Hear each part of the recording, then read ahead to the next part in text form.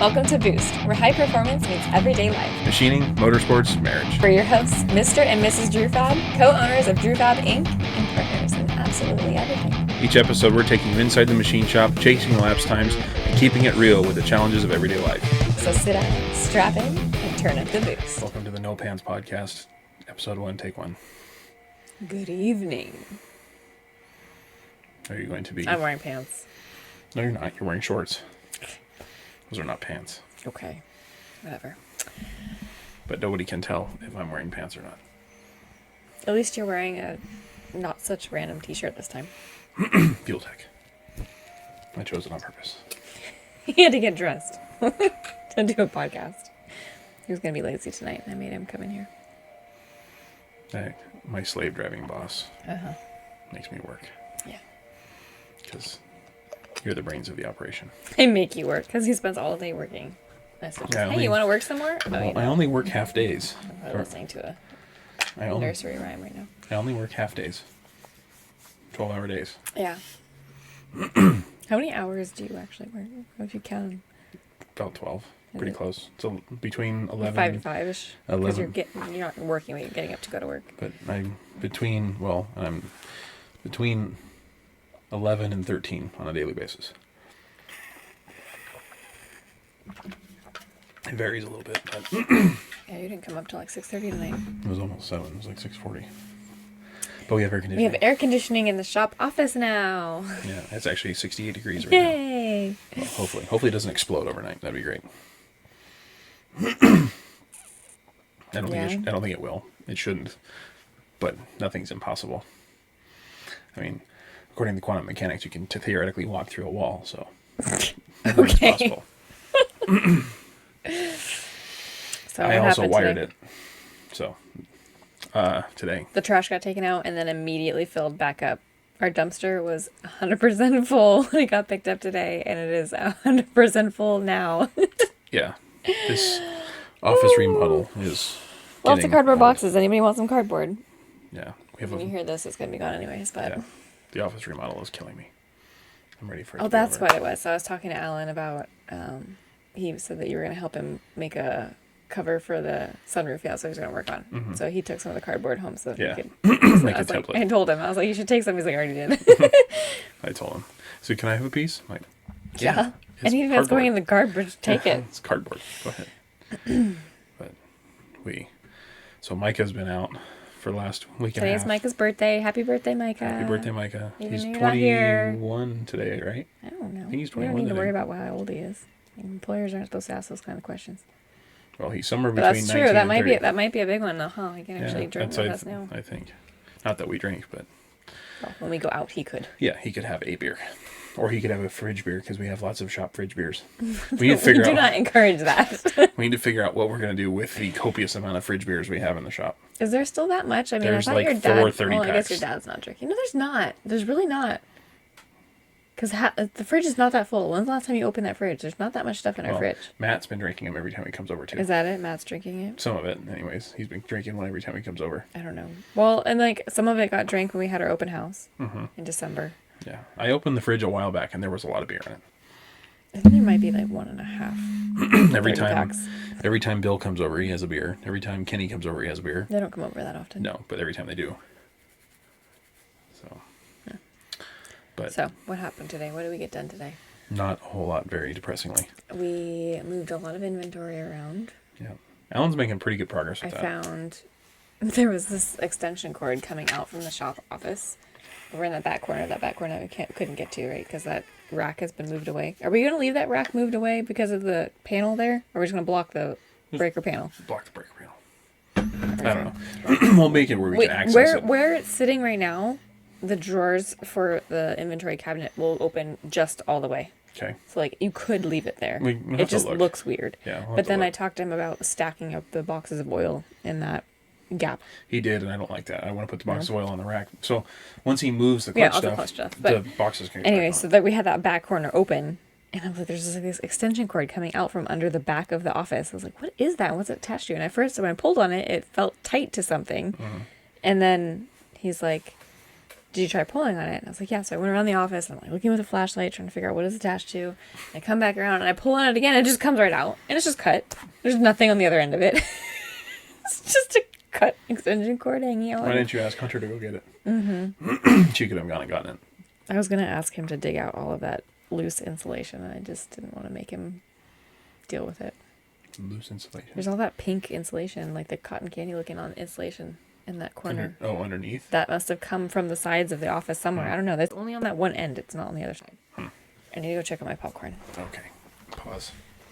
But we've been without Micah there. Micah's been gone for I guess like a week and a half now. And without him here, it's hard because he basically runs the mills in the shop, and then I lean on him a lot. He's kind of the lead guy in the shop, so to speak. So without him there, it's harder to get stuff done. Luke's still learning. Luke's doing really good, but he basically runs the lathe and then helps me with some other stuff. And he's doing a very good job at that. But the mills are more or less sitting idle, which we don't have a ton of work for the mills right now, but it's not great with the mills sitting idle for like a week. But it is what it is. We're getting stuff accomplished. We've got some job shop stuff we're working on. We've got some other things. So, things are happening. But the big thing was we got the AC charged today. That was cool. So. No, you're supposed to be eating popcorn and watch somebody, so entertain me. No? You're going to sound like a grazing horse. I won't sit here and eat it the whole time. I'm hungry. Remember, it's our dessert and talk thing, right? Yeah. Dessert with the Drew Fabs. My popcorn and my coffee. A great nighttime snack. Sure. Mm-hmm. So I started talking about it when you left, but I realized it would have been better to talk about with both of us here. Well, yeah, and then you can just crop out me not being here. Well, in general. But Mike has been gone for a week and a half, and like he basically runs the mills, so we haven't had a lot. Your arm looks funny. We haven't been doing a lot on the mills because he basically does that. And then like leading up to him going on vacation, we were having issues with the Haas and the Akuma and stuff, so there wasn't. We've had a struggle of a month with the mills, but Luke's working on the lathe. I was going to ask what Luke was up to recently. Yeah, he's been working all over the place, but he's been working on the lathe. He's been doing a lot of stuff. So we have the stuff we can't really talk about that he's been working on. That we got the first article back. It was really weird. The first article inspection, the report that they gave us wasn't consistent with what we thought we were going to see. So It's kind of weird. So we're trying to figure out why. So they're sending us the part back, and then we're going to measure it inside. That's why we've got the office going down to 68 degrees. We're going to measure the parts inside the office and see if we can see if we can replicate their measurements. Mm-hmm. Because right now we have a non-conforming part and we don't know why. So, and what we had measured, I mean, we were machining it at temp, but it's titanium. So we were machining it at like 88 degrees is what the shop temp was. And it's titanium, which doesn't expand or contract very much. And so our measurements... Yeah, you wouldn't expect it to be... Well, our measurements were on the big side. So we were like, okay, if they're on the big side, it's going to shrink, if anything. So it's going to come into tolerance. Mm-hmm. If it is slightly on the... It wasn't... They weren't slightly out, but they were close. So we figured it was going to come down. Well, the measurements they sent us back were bigger than what we measured, which doesn't make sense. So the only thing that makes any kind of sense is the thermal expansion of the micrometer is different than the thermal expansion of the titanium part. So steel has a higher coefficient of thermal expansion than titanium, and so it's quite possible that the micrometer expanded more and then measured on size, but the part didn't expand very much, and then when you take the micrometer into a climate-controlled space, it shrinks, making it measure bigger. Because the part didn't measure big, or doesn't shrink very much, I mean. And that's the only thing that really makes any kind of sense. So we've got everything heat soaking in the office to try and figure that out. Because literally these parts are -0 plus 4/10. Chilling out. Yeah, -0 plus 4/10 thousandths of an inch on the OD, and I'm sorry, other way around. Plus 0 minus 4/10,000ths of an inch on the OD, and minus 0 plus 4/10ths of an inch on the ID. So they're super, super precise, or accurate, whatever you want to call it. They're very tight tolerance. So we're trying to figure that out. So we're waiting on the first article, and then we've got some other stuff that we can't talk about. That I was gonna say, like, I was thinking about what we're working on, what we can talk about. We can't really talk about any of it, but it's fine. But Luke's doing the CAD work on some of the CAD work on that. We've been working on the engineering work on that because we peeled the engineering work off of them because they're not mechanical guys or electrical guys, and so we told them we can do the mechanical work. So so we've been working on the mechanical work, doing GD&T stacks and that kind of stuff. So figuring that out, and then. So if you didn't know, we do a lot more than boats and clutches and those things. We're a machine shop, and we are an engineering facility. Company. Well, yeah. I'm a physicist. Luke's a mechanical engineering student. Mike is a mechanical engineering student. He's a senior, almost done. You're a mechanical engineer, so we have 4 mechanical engineers on staff. Yeah. Yeah, we do. 3 mechanical outside engineers things. and a physicist. What do you call that kind of work? You call it contract engineering. Okay, That's what I would call it. Yeah, you blue and white. You talk about colors. Private label, white label. Yeah, thank you. Well, that's different. So private label or white label is what I would consider like you come to me, you have a company and you want to make a product, you come to me and you want me to design and manufacture that product. So I am manufacturing for it under your label. Mm-hmm. So it's white label or private label. Or in a case where you like a thing that we make already, but you want your logo, put your name on it, your brand on it. It's so strange to me that we put colors on things. I don't know. Well, white label, it's called white label because it's blank and you put whatever brand on it. It's a white label product. So it doesn't have a brand, it just gets reassigned. Because there's a lot of stuff that is the same. Lots of companies make the same thing like that. Yeah. So that comes from like the retail product industry is where that really comes from. Called the Kirkland branded stuff. Mm-hmm. Exactly. That's all private label. So like their Kirkland coffee is the Starbucks coffee. Did you see that they had a Kirkland pellets? Yeah. So that's probably made by Traeger or one of those companies. It's being sold right next to it, so I don't know. Yeah, well, seeing as they sell. That's usually how they. How do they do that though? Because like I heard like their diapers were that way too. Was like the Kirkland brand was actually a Huggies, but they also sell Huggies at Costco. Well, so what it is they'll contract Huggies as an example, or Traeger or whatever. brand. But what they'll do is they'll buy like a year's worth of their diaper sales. They'll like allocate. Say we're going to buy, a container ship's worth of these things, 50 million units or whatever it is. But we need you to put your brand on them or our brand on them and sell them to us at a discounted rate because we're buying such a high volume. And then we will sell them alongside your line in our stores at a slightly discounted rate compared to yours, making yours look like a premium brand and stuff. Like there's games that they play like that. Okay. So they're buying. Like, why would they do that? Like, why would? Well, Huggies is still getting all the business because they're buying all of these things at a slightly discounted price, and then the Kirkland brand. When you say like to make it look like it's a better thing or something. That's my understanding. It could be. It could be not that complicated, but that's my understanding. So, it's just kind of how that kind of stuff works. But the biggest thing is they buy a ton of volume. Like they'll import, literally a container ship's worth. And that's what they do. So they'll send them, a check for $30 million or whatever for diapers for the whole country for a year.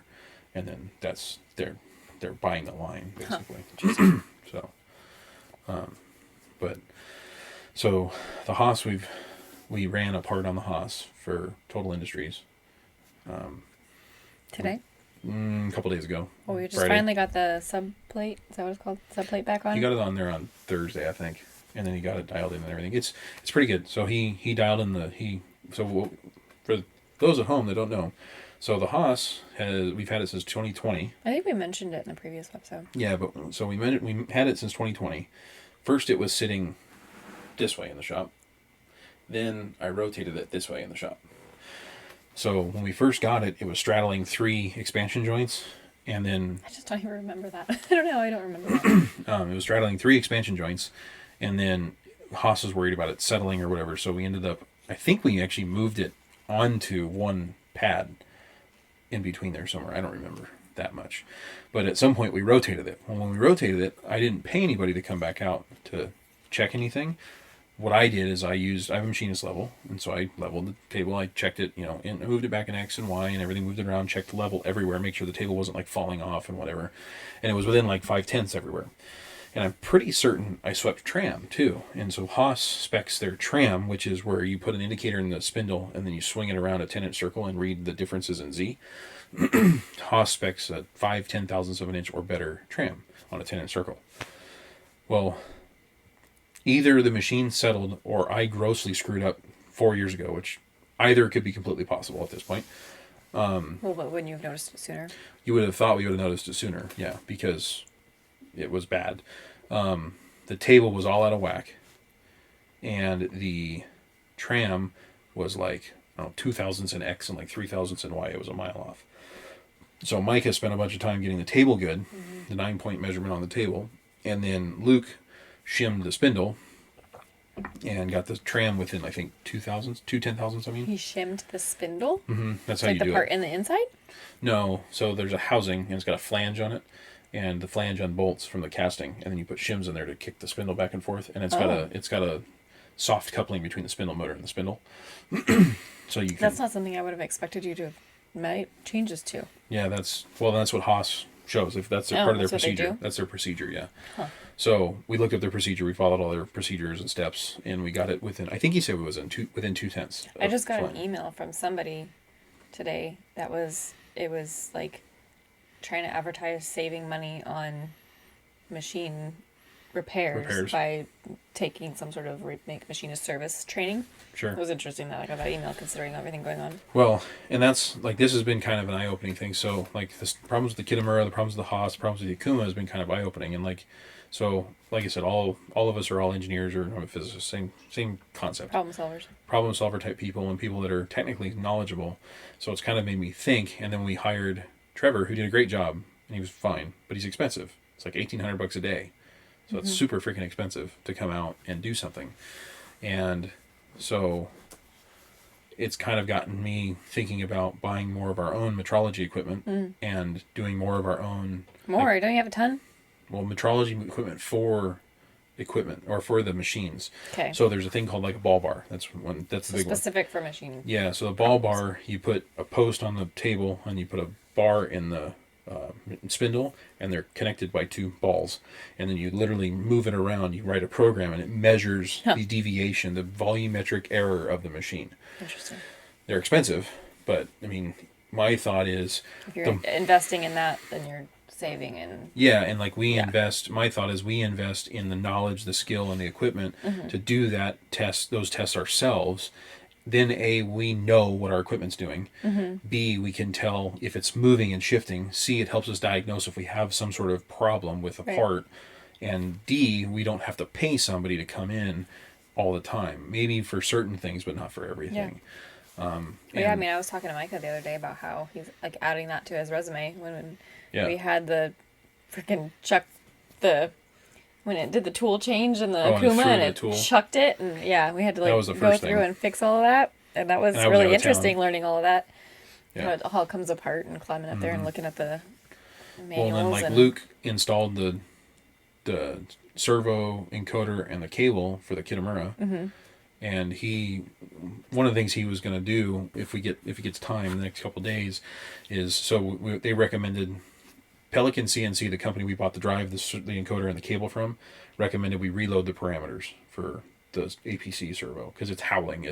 So what it's doing. That's what they suggested you do to fix the problem? the servo has wires that go into it, right? And the servo moves based on signals from the control, and then the encoder is a little wheel basically that hooks to the servo motor, and it spins with the servo, and then it sends a signal to the control to tell it where the servo is basically. Okay. So it works on a feedback loop. So if the gain or the parameters of how that communication is set up are just a little off, the motor will hunt back and forth. So literally you'll sit there and just do this. And when it does that, it's super freaking loud. And it's bad for the motor, it's bad for the drive, it's bad for everything. So we now have a new drive, a new cable, and a new encoder. The correct cable this time. And so, but it's still howling, it's still doing the same thing. So now Pelican recommended to reload the parameters. So I found the parameter manual that we have. I gave it to Luke, and I said, okay, when you get a chance, see if you can take it on. Because A, it's time consuming. It's a time consuming thing. But B, like if we can learn our equipment, it makes sense, So there's things like that I think have a lot of value. And then we're not waiting too. That's the other thing, is then we don't have to wait for somebody to come in. Yeah. Yes, we're losing time and we're losing that person for that period of time. Yeah, but it's an investment. It is. But I mean, we pay him, X rate for his time, and we're not getting him doing other things, obviously. Yeah. So there's a cost benefit analysis, and there's an opportunity cost there too. But I don't have to hand someone else $2,000 cash. Yeah. So I mean, it does change. And having that knowledge in house could potentially prevent issues too. Right. Like having a better understanding of all of the ins and outs of of all the machines and seeing warning signs of things or knowing what could happen and being in front of them. Right. Is definitely really valuable. Well, like when Luke first did the tram, he got it super good and he was all excited because it was like 1/10 total. It was like dead on. Mm-hmm. But the shims that he made, because we don't have the Haas shims. Yeah. The shims are supposed to be like arced and have like a little notch for the bolt, and there's 6 bolts in it, and so they're like segmented shims. Well, the shims that he made were smaller, and so the flange didn't have full contact. So like it was vibrating really bad. It had a really bad vibration. And so we were looking at it, going through it, and the vibration was reading on the vibration meter on the machine. I was like, okay, well, let's see if we can make it better. My idea was, like, I asked him, I said, well, how big are the shims? Because contact patch issue. And he ended up making bigger shims and fixed the vibration. So now it's fine. But like that kind of understanding of what's going on makes a big difference, because then you can be like, oh, this is what this should sound like. This is not what it is sounding like. Why is it different? So, like knowing when things change is a super important thing. And like I showed Luke some maintenance stuff on the Akuma the other day too, because he fired it up and it had the maintenance light come on, because it'll tell you what needs to be done and when. Mm-hmm. And so he went and did those couple maintenance items.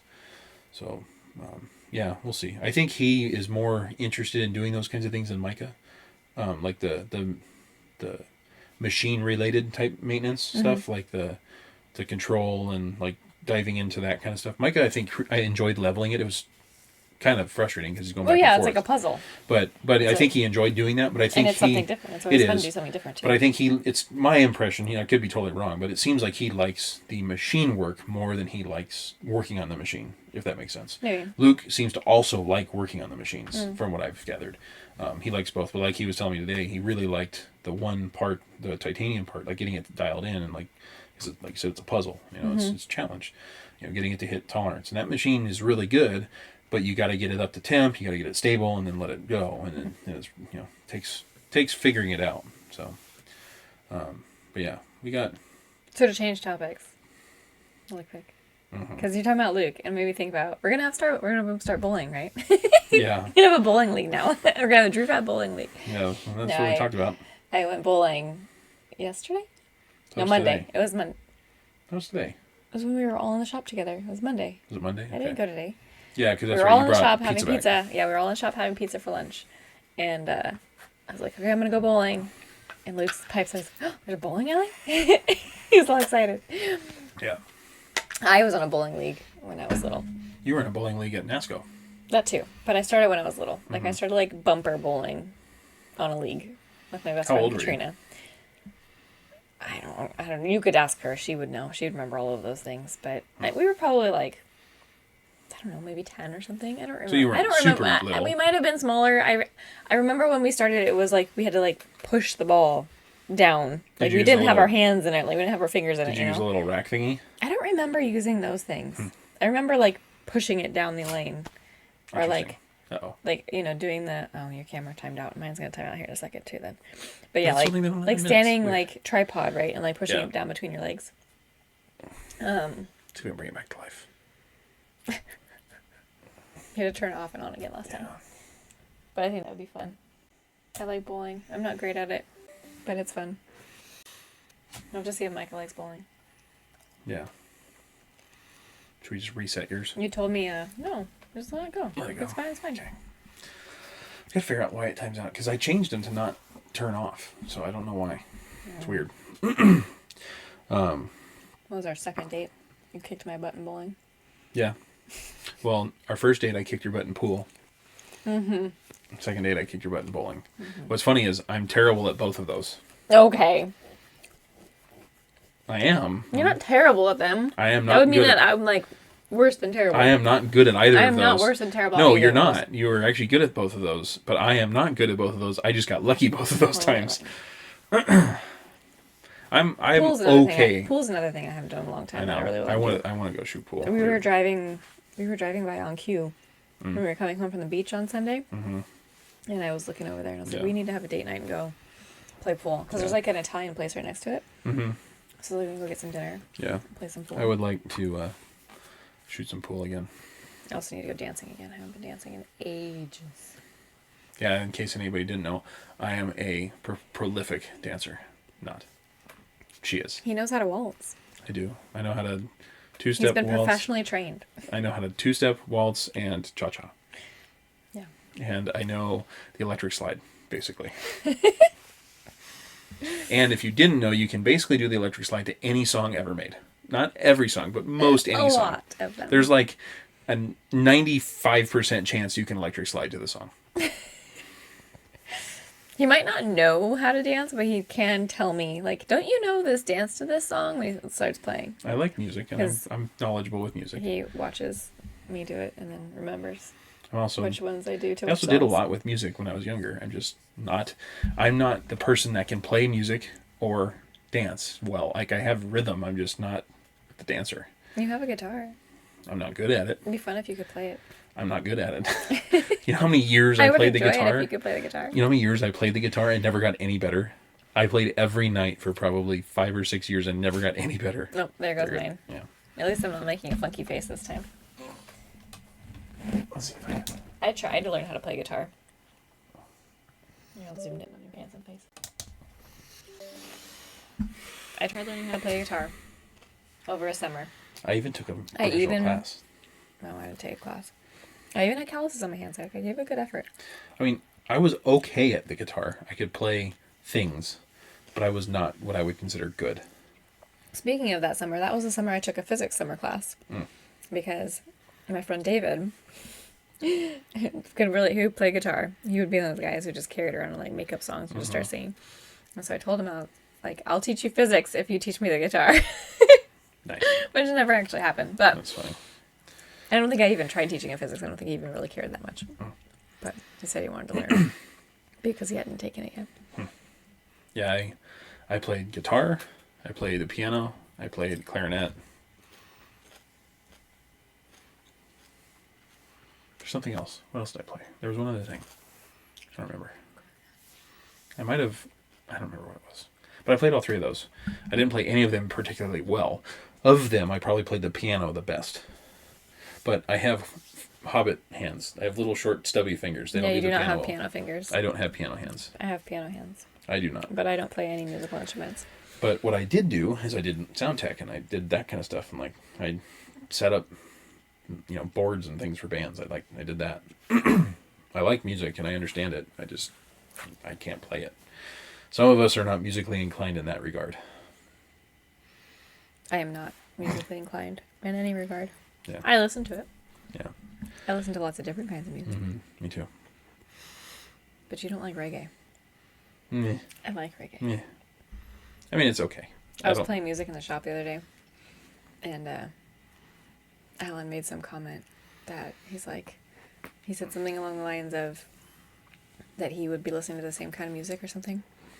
And I was like, I was about to ask you what kind of music you listen to. And he listens to other stuff too. Yeah. But, Luke listens to he's getting a lot of airtime because he's working right next to me, so we talk about him a lot. Luke listens to thumpy bumpy music because every time he starts his whole car rattles. Every time he goes to leave his car. Would you call it lumpy bumpy music? Thumpy bumpy. Thumpy bumpy. No, not the lumpy bumpy thing. There's a book that is, what's it called? It's a mole, right? Is it a mole and a great alligator? Maybe. I think it's a mole and an alligator. It's a I kid's haven't read book. it in a long time. And the mole calls the alligator the lumpy bumpy thing. The lumpy bumpy thing. And it's funny. Parent life. I thought about trying to start a podcast of just children's stories. So our child makes us make up pretend stories. I I invent a pretend story just about every day. It used to be every day, but now that she's not napping anymore, it's not every day. I do one every day, but mine much less creative than yours. And shorter, yeah. And shorter. She's not nitpicky. She tells me what the character has to be. So she's been doing that recently. She tells me who it has to be. So today, and what its name is. My story. And then the rest of it's up to me. Prompt was a turkey baby. And so I said the turkey baby, whatever it was, had fun playing with his turkey friends in the barnyard until Thanksgiving. And then the family had fun. See, I actually I'll come up with drama. I've come up with something actual has stories. to happen. Yeah. We did a podcast with her, and then she made me read a pretend story. I had her sitting here in front of the camera. Yeah. So I wore my Fuel Tech shirt so we could talk a little bit about Fuel Tech. Okay. Because I wanted to. Have you done anything with Fuel Tech recently? I haven't done anything specifically, but we've been tagging them on social media and stuff. So we've been including them in our posts and whatnot.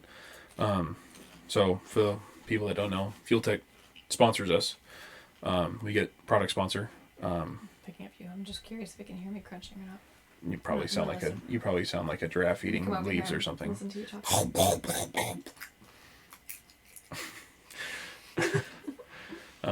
So we have a Fuel Tech FT550 in the drag boat, which is the little screen. Mm-hmm. And then we have a Fuel Tech FT550 in the drag car. And then we have a Fuel Tech FT450 in Donnie's boat, the little sister boat. All three of which I wired, installed, tuned, set up, all that stuff. And it's been really cool. So I've been learning a lot about it. For people that don't know about Fuel Tech, it's not just an EFI thing. So the people get really freaked out about EFI because you saw when I opened the package, like there's a gazillion wires, but you don't have to use it for EFI. None of our stuff is EFI. It's all carbureted and has a distributor and a coil. So it's all like old school control, but the Fuel Tech controls it. So there's one wire that goes from the computer to the ignition box, and it sends a signal to the ignition box and tells it when to fire. And then I control in the Fuel Tech when it sends that signal. So I can control the ignition timing, I control ignition cut, I control like everything from the rev limiters, the whole 9 yards. The other beauty of it too is you get all the data, right? So you've seen all the data. So like I can see RPM, G meter, oil pressure, fuel pressure. Like it's like if you name something that you might want to see going down the track, I can see it. And I don't have to have like super expensive sensors. So there's another company called RacePack. I'm sure you've heard me talk about them. So they were like the first real data logger for the industry. And their sensors are ridiculously expensive, and you can only use their sensors. Well, Apple. But they're the Apple of the industry. Sort of, yeah. But like, Android fans. I've been told that you don't have to, but pretty much you have to, right? But like Fuel Tech, I use Amazon sensors, and they work just fine. And I've calibrated them, I've checked them, and I've been told by multiple people that the Amazon sensors are probably the same ones that everybody else is selling. It's just they're back to the branding conversation we just talked about. Exactly. So, but it's a really neat product, and like. So when we were out at the river last time, and I was testing the boat, I can overlay the data log on top of my RPM graph. So I've been working on the launch profile on the boat. So launch profile is I put a target RPM curve of what I want the boat to do, or what I want the engine to do after I push the two-step switch in. So I put my foot to the floor, I hit the switch, the boat comes out of the water, and I have a target curve. So that's like the equivalent of a trans brake in a car? Yeah, right? the switches, exactly. And so I have a target RPM curve starting from the rev limiter location up to full RPM that I want the engine to follow. If it goes above that, it pulls ignition timing. Ignition timing it basically equates to horsepower to some extent. It's not exactly linear, but linear enough. And then if it goes above it a little bit more, and the ignition timing didn't control it enough, then it starts pulling. It then does what's called ignition cut, which is the same thing that it uses for the rev limiter. So when it does the rev limiter, what it's doing is it's turning the ignition on and off really, really quickly to make the engine stay there. And so it does the same thing with this RPM curve. So like I have this target RPM curve, and then it also pulls ignition timing out, and then it also will pull do the ignition cut. So like I can control all of that going down track, and I can control nitrous. I can control I hit one switch to turn everything on. I hit the ignition switch, and the whole boat turns on. The fuel pump, the bilge pump. Yeah. There's a compressor built Yeah, up. the compressor, for the air. Like everything turns on. And like the Fuel Tech controls the pop-off valve, it controls the bucket, it controls everything. And so like even in the car-rated distributor ignition box uses an MSD ignition box, and I hit two switches. Hit crank, ignition, and then everything turns on. Fuel pump, water pump, like the whole 9 yards. So that's my fuel tech pitch. I just had a funny idea while you were talking about. What's that? Well, like it crossed my mind when we were starting to record podcasts and things. Like we could probably just put them out now because it's not like they really require any editing. Not like, much. they're Yeah. just It's more us compilation. talking, like yeah. it's but then we could be like a radio show. We could have Phil put in those little sound effects. Call that production values. But yeah, so I mean, the fuel tech thing is really neat. It's been super interesting. I've been really enjoying learning how it works and learning how it's wired and learning how the sensors work and the data and like understanding the data. And like, so everybody complains about the fuel tech G meter that's in it. So it has a G sensor inside the unit. Everybody complains about it. A lot of people complain about it because the calculated speed that you get out of it is not accurate, is what I've been told by many people. And this was something I saw on the forum and stuff. It's a known thing. So they recommend you put like the Haltech or one of the other sensors on it for measuring speed. Well, ours, I calibrated the G sensor in the boat sitting in the water. When we were at the river last time, the draggy showed 95 miles an hour going upriver in 600 feet. And the river runs about 3 miles an hour is what it was showing that day. And the fuel tech showed 98 miles an hour. So the fuel tech is going based on G load and it's effectively over the ground speed. Whereas the GPS of the draggy is going to be the measured speed. Like because the fuel tech is going to kind of factor in the water movement too, because the water's moving 3 miles an hour. So, but the draggy, it'll subtract that, right? So, Interesting. but it's every time I've checked it, compared the speed on the fuel tech to like the ET slip or whatever, it's really damn close. It's like when we did 110 and then on 1,000 foot, it showed 109 on the fuel tech. Where it's not accurate is at the beginning when the boat isn't going very fast. It seems to be less accurate down there, but once you get up to speed and the acceleration's fairly stable, it seems to be pretty accurate. But what was really cool too, so it not only has the G sensor for like acceleration, so it does pitch, roll, yaw. So pitch, roll, was it pitch, roll? I don't know, whatever. But all three axes of You can ask Irene this week. yeah, pitch, roll, and yaw. I can't remember. It doesn't matter. Makes no difference. So it's pitch, roll, and then yaw, right? That So makes so it does all three of those. But it also does, so it shows the G, like how many G's you're pulling, right? The acceleration value, but it also shows the pitch angle. So like I can see the boat, the bow nose coming, the nose coming up. I can watch it on the graph, and so then I can overlay that on And top that of sensor is sitting right above the steering wheel? Mm-hmm. It's in that box. It's in that box? Yeah, So that's the point at which it's measuring. correct. And so what's cool is like, so what I was looking at when we were Which at is the river, like basically the middle-ish of the boat. pretty much, yeah, it's a little bit forward, but pretty much the middle. But like what I was looking at when we were at the river is I was comparing pass to pass what the peak rise angle was, as well as the slope. You can see this, it'll tell you the slope of the curve as well as what the peak is. So I can see, is it going the same height? Is it going higher? Is it going less high? And how fast is it going? So am I slowing the nose rise down? Am I speeding it up? Or what am I doing? So it's really super How interesting. accurate is that towards the beginning? Because that's kind of when that most of that Seems to be pretty accurate from what I've been guess able we to don't really gather. have I don't have a way of comparison verifying to, it, like, but I know. mean, it's only a relative thing too. Yeah. So I mean, it really doesn't matter. But that's when that most of that is happening is at the beginning. It's all at the beginning, yeah. But what's cool is I can see the bounce, and so then I can actually put that in my RPM graph in my data log, and I can overlay the bounce, and I can pull the RPM down. Like I can see exactly where to pull it to make it not do that, which is what I've got it set at. I just need to go take it out for another test. I haven't done that yet. So. And you don't want to go to the next race. I mean. It's too hot. It's getting hot. I do want to go. We've been having such a nice summer. I do want to go. getting Like hot. I really enjoy the boat racing. I do. But also we've gotten to take the car out once. Yeah. And because we're not going to go to the car if you race. get to choose one or the other. Well, we're pretty much not going to do that car race that weekend. But the Bay Fair is also that weekend.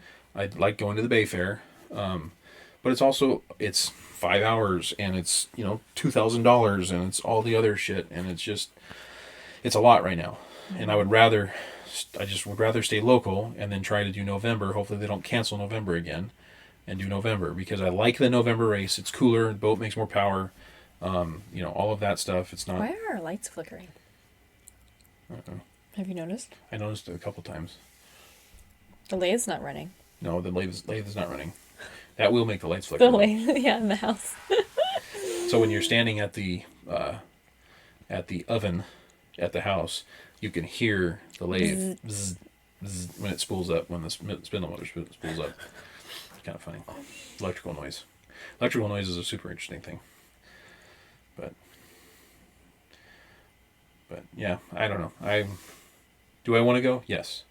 But it's also, right now it just feels very overwhelming. Yeah. With everything we've got going on. And that's also toward the end of the summer. That's like right after or right before or right after the boys go back to school. So I lose them in the shop full time. Mm-hmm. And so it's going to be like a transition period there. That's going to be weird. It's going to be weird when they go back to school because this is the first time that we've had this much like hours going on in the shop at once. Yeah. I know it's expensive. I realize that every Friday when payroll I mean, you have runs. to pay them. Yeah. Running payroll is fun. Every business owner knows running payroll is an adventure. So you need to, do you want to talk, I don't know how much you want to talk about. I guess it doesn't matter. I think you probably already mentioned it, but like you need to look at the program that Jonas has been working on. I don't know what the deal is with the lights. Yeah, the lights are super weird. We have the ACs running, which we don't normally do. Well, but they shouldn't be doing that, but whatever. I don't even think it's on the circuit anyways. Weird. It's weird. Yeah, I mean, so the program we can talk about a little bit. You need to, well, I'm not asking you to talk about the program. I'm just thinking that like you need to take a look at it, I guess. Yeah, well, so that's what I was going to say is, so he has now made me a functioning piece of software that has the changes that I wanted, and it's downloadable, so I can download it, and then he gave me a software key that I can put in to make it function. I want to do it on this too, so I need to load it on this computer too, so I can do it. You keep stealing my laptop. Get your own damn laptop. Well, I'm going to, but I have to buy Luca a laptop. Never find my laptop because it's in the shop, it's in the race car, it's in the trailer. Well, I need to buy another laptop. I know they're expensive as hell though, but I need to do that, and then I can start playing with it and give him feedback on it again because we need to keep refining it. We keep working on it. He's kind of out of things to do on it until I give him feedback on it. So, have you thought about if there's anything else that you want him to do for us while he's not working on that? Because there is, but I don't want to distract him, and I don't want to take his hours because I don't want him to run out of hours. Yeah. Yeah, but he's not anywhere near running out of hours yet, right? I'd have to look. I think he's about halfway. I guess he's working when he's not here, so yeah, he's not as obvious. Yeah. He's been doing like 26 hours a week. So, but yeah, so like the same amount of hours as Alan? No, he can do whatever he wants. Basically, he's been same number of hours total. Total, yeah, but he's been doing like 26 hours a week instead of Alan's been doing like 32. Right, so he has even more left. He should have even more left. He was gonna have like 9 weeks.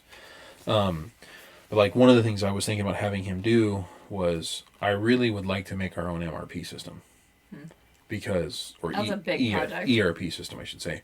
It is that many hours. It is. No, he doesn't. It is and it isn't. It's a big project, but it's also not. If you get rid of all the garbage that we don't need, there's a whole lot of shit we don't need in the ERP, like all the finance stuff. We don't need any of that. We have software for the finance stuff. So yeah, there's a lot to get rid of, but there's also a whole lot of communication. There's a lot within itself. Yeah, it's a database and checks and balances and all the. It's a database. Yeah, it's a big undertaking. But so that was one thing I had thought of. There was another one that I was thinking of too. I can't remember what it was, but I want to do a jet boat performance software too, prediction software. I don't remember what you're talking about. I would like to try and do that, but problem with some of those kinds of things, like some of these things I've thought about in that particular space, it's just so small market. Right. I was gonna say it's something that you think is cool and that you might want to use. Yeah. But how many other people are going to be willing to go and put sensors all over their boats and care to try and analyze the data like you want to? Yeah.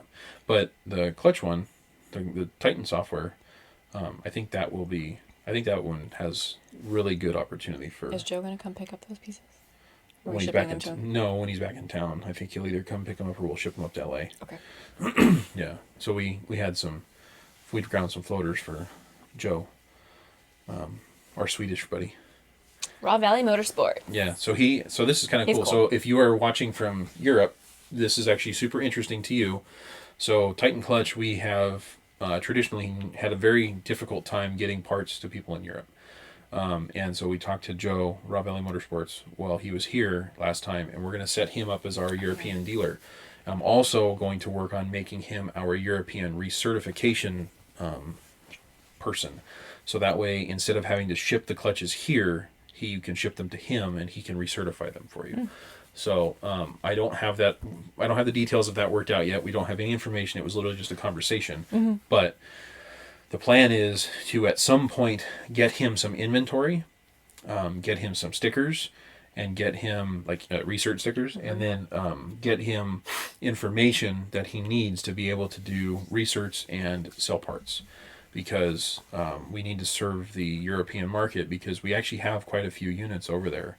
And one of the biggest issues with why we're not selling more is because they haven't been able to get the stuff, and Titan disappeared for 4 years. And so that's one of the biggest challenges. That's one of the things I've struggled with the most, is just getting people, like, I can't tell you how many people I've talked to that have been like, who've heard of it. Who've like, well, not even that, but like, oh, I just bought a Titan clutch, and then I didn't think I could get parts, so I sold it. Yeah.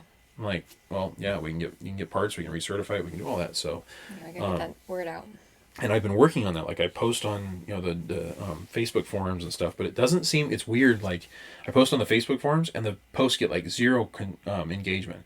But then I'll go talk to people and be like, oh yeah, there's a bunch of people in truck and tractor pulling and top alcohol or whatever, maybe not top alcohol, but like just that use them, and people know of them. Yeah. So, and there's at least, I know anecdotally, there should be somewhere between 300 and 500 clutches out there at least, which is quite a few. Like, that's not insignificant. It's not thousands, but it's also not insignificant. But there may be even more than that. There may be closer to 1,000 for all I know. But that was the number I was anecdotally told, was a 500-ish, which is a lot of units. Yeah. So, but we made some changes on the clutches too. So, like, we've got some cool stuff coming out for PRI this year. So that was the other thing. I bought our booth. Yep. So, well, I think you said that last week. I might have. I don't remember. But we're going to have our own booth, right? I think the last one we recorded was the day you did that. Oh, maybe, yeah. But we made quite a few changes to the clutch. So the clutches used to have all the steel components were all black oxide. And the problem is the closest black oxide service for us is like North County. They come pick up and they're cool and stuff, but I don't like black oxide. Like, you touch it and the stuff rusts. I don't care for black oxide. I like the zinc plating that we did, the gold zinc. So all of our steel components, including our facings and our floaters, are now gold zinc dichromate coated, which is a thin coating. So like the floaters and the facings, it doesn't hurt anything. It just burns off as soon as you fire the thing up once. But it protects everything from rust, because one of the biggest issues we were having is the stuff would sit in the toolbox and freaking rust. So that's been a big change. We did that. They look really cool. It's really pretty. The black on gold looks really cool. And then we changed the design of the cover. We changed the design of the shoe. So the levers now are a shaft mount rocker style. So they have the shaft, instead of it having like two walls and a pin, it's got a shaft to hold the lever. So that was an improvement. That helped with manufacturing and a bunch of stuff. And then the covers, we've changed the design of the cover a little bit. Added some pockets and some other features. I got some other ideas too. So I had some people request a cover that had a bearing support for the input shaft and the transmission. So I've got a design for that too. I need to figure that out, because I want to try and bring one of those to PRI. And eventually we might start making different sizes, right? Yeah. So we have the 8-inch and the 10-inch, right? We had different conversations with people last year about other sizes. Yeah, I'm on the fence about that. Like, other sizes, more stands, like all that kind of stuff. Like, there are more levers. Like, there are definite possibilities there, but I don't want to design a clutch that we're going to sell one of. Yeah. It's hard to sell what we have. I don't want to make it harder to sell something too. No, so but it's just kind of balancing out. If we're looking for something to grow. Yeah. We have. First thing for growth, I think, is the program. I think the software is going to be huge. So I think the software has the ability to reach out beyond our brand, beyond our brand, right? So that's the biggest thing. So we're going to do that, and then also it helps market our clutches too, because we have the physics model for our clutch built into this, so we know what it's capable of doing. And then the next thing from there is continuing to develop on our clutch, the levers, the geometry of the levers, the motion ratio, all that kind of stuff, giving the user other options and other tunability. So like one idea I had was, right now we have 6 levers, but I had an idea for a split lever. So you could have one lever space, but it actually acts as 2, and you have one is a lockup and one is a non-lockup. There's all sorts of other possibilities there that I've thought of. So the yoke would actually get split in half, and you'd have 2 different yokes side by side, and they'd have a pin in them to grab the side, only one half of the lever. Interesting. Yeah, so I've got other ideas for other things that we can do that will make the clutch different than what everybody else has and give the user more tunability. So like my whole ethos with it has always been tunability. Be able to get the customer the most configurable product that they can get, because and provide them information to be able to tune it too. Like, it's a very widely misunderstood thing. So, and I'm not the end all be all of clutches by any means, but I'm learning, and this software is helping too. Developing the software is pretty cool. Making that algorithm was fun.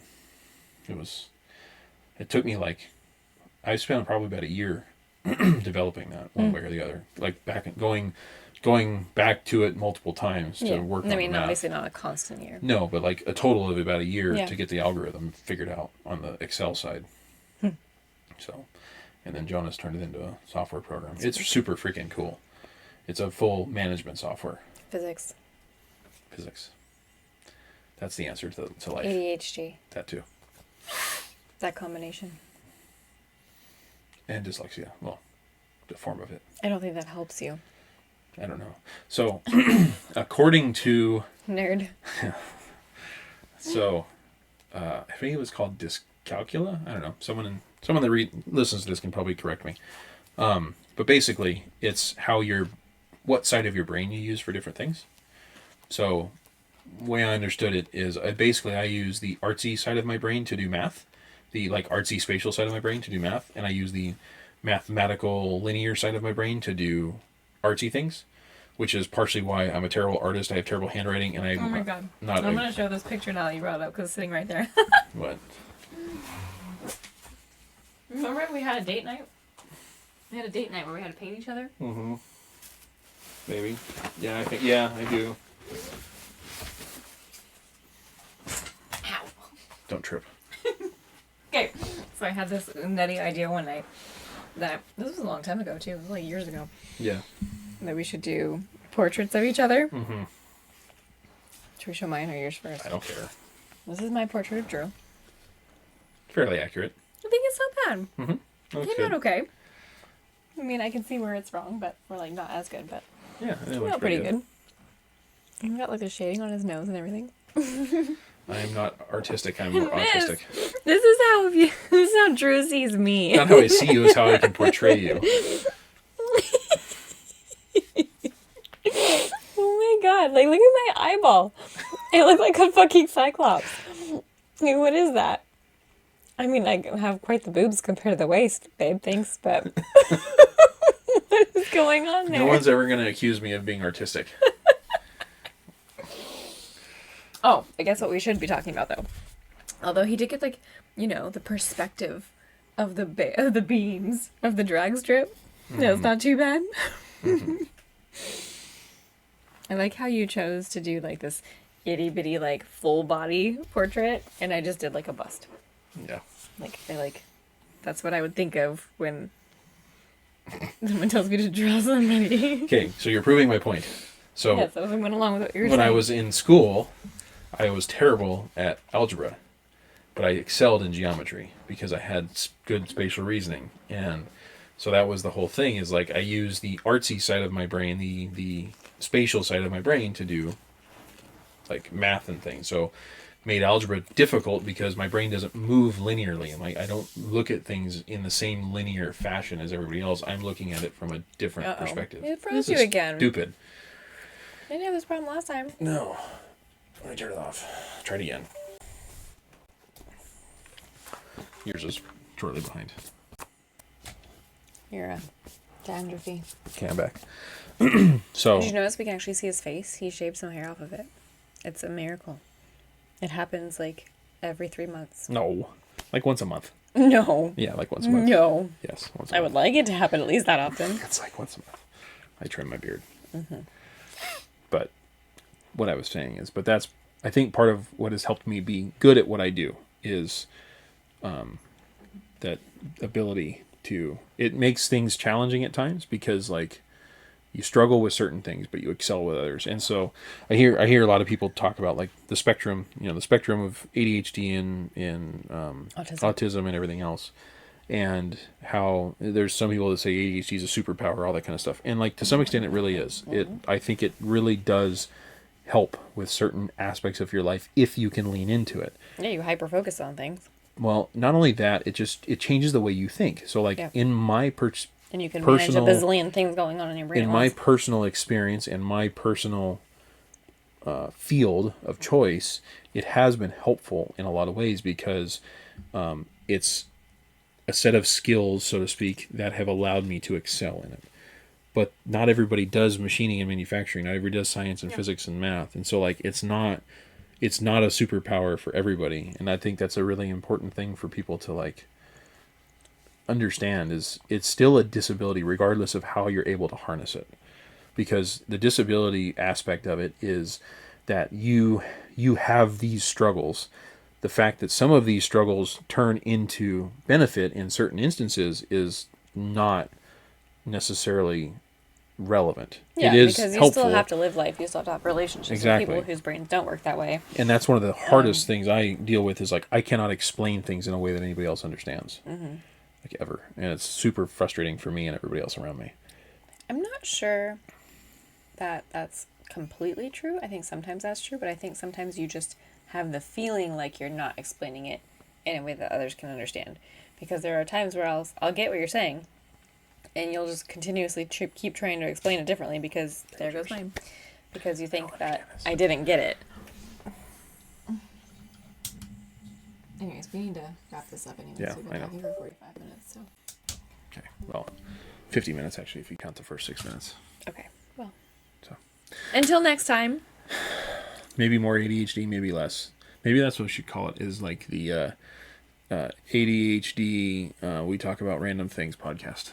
I don't know. I think you coming up with random titles every time is just fitting because it's what you do anyways. It's like when you answer the phone like you're some morgue or something. Huh? You used to answer the phone, at least when you like, who was it? When Mike? When Mike would call you, you'd answer it like in different ways every time. Slow Guys Racing. No, but you would have like different ones every time. Okay, anyways. Yes. I'm going to eat my popcorn now. Bye. Okay. Bye. You can turn it off. No. Thank you so much for watching. If you like that episode, be sure to give us a thumbs up. Drop us some comments down below. We'd love to know what you think. And if you want to continue seeing more, be sure to subscribe to the channel. And don't forget that bell icon to turn on notifications so you never miss an episode.